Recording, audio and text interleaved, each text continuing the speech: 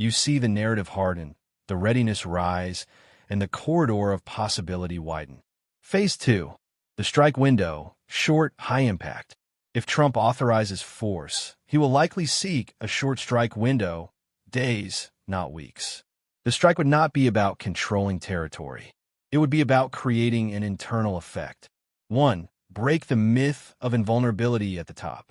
Authoritarian systems rely on inevitability. The middle levels obey because they believe the top is untouchable and permanent.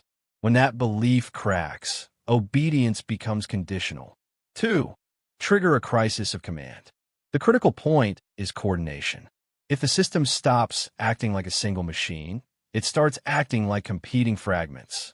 Orders travel slower. Units interpret signals differently. Loyalty becomes transactional. 3. Shift fear from the street to the apparatus. Regimes win when citizens feel isolated and helpless.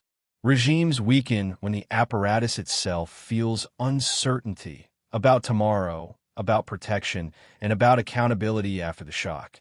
This is what people loosely call decapitation, but the operational reality is more precise, a crisis of command and coherence. Now here is the part many viewers miss. After an external shock, regimes often respond with maximum internal force first. They try to recreate unity through repression. They try to seal cracks by tightening the screws. So the real test is not whether the regime becomes angrier.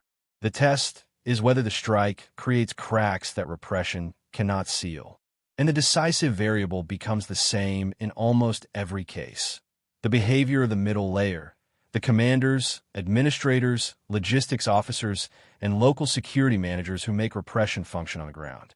They are rarely ideologues. They are often pragmatic. They obey while they believe the system will protect them. When that belief weakens, the machine starts to leak through hesitation, sabotage, or quiet neutrality. If that middle layer begins to doubt, the regime can still look strong, but becomes weaker in the only way that matters. It loses reliable control. Phase 3. The retaliation corridor, 10 to 20 days of peak risk.